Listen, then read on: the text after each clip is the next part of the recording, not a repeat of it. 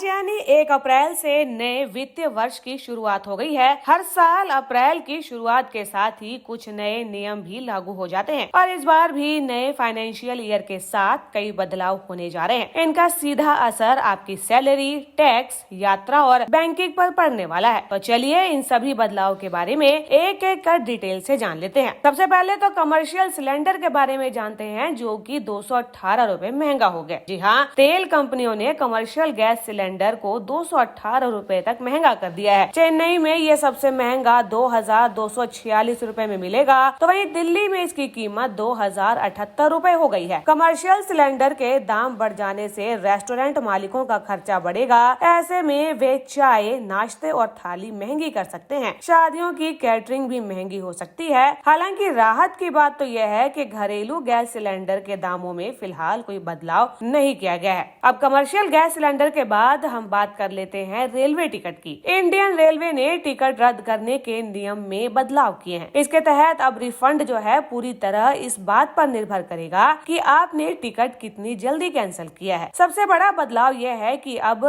Train छूटने से 8 घंटे पहले तक ही टिकट कैंसिल करने पर रिफंड मिलेगा। अगर आप 8 घंटे से कम समय में टिकट रद्द करते हैं तो फिर आपको कोई पैसा वापस नहीं मिलेगा। अब अगली हम बात कर लेते हैं फास्टैग एनुअल पास को लेकर। आज से सभी टोल प्लाजा पर कैश ट्रांजैक्शन पूरी तरीके से बंद कर दिया गया है। टोल टैक्स का पेमेंट केवल फास्टैग या यूपीआई जैसे डिजिटल माध्यमों से ही हो सकेगा। अगर आपके पास फास्टैग नहीं है या उसमें बैलेंस कम है तो यूपीआई से ही टोल का ऑप्शन बचेगा। कैश का विकल्प न होने से आप परेशानी में पड़ सकते हैं। अगला बड़ा बदलाव गाड़ियों की नई कीमतें हैं। 31 मार्च तक पुरानी स्टॉक और पुरानी कीमतों पर गाड़ियां मिल रही थी, तो वहीं आज यानी 1 अप्रैल से कमर्शियल और पैसेंजर गाड़ियों के दाम 2% से 3% तक बढ़ गए हैं। यदि आपने कार बुक की है लेकिन बिल 31 मार्च तक नहीं कटा है तो बढ़ी हुई कीमत देनी होगी। शोरूम प्राइस के साथ साथ रजिस्ट्रेशन चार्जेस भी बढ़े हुए दामों पर ही मिलेंगे।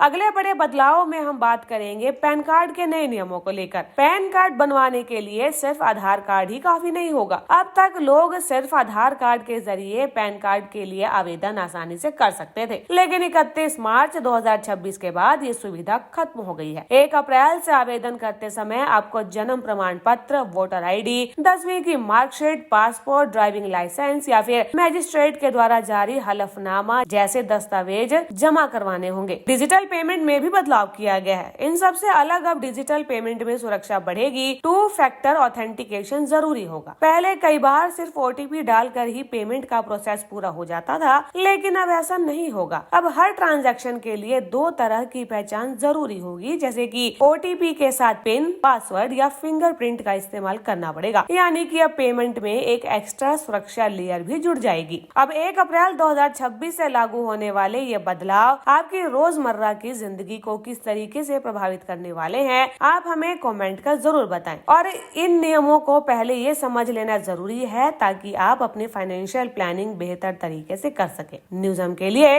Bureau report.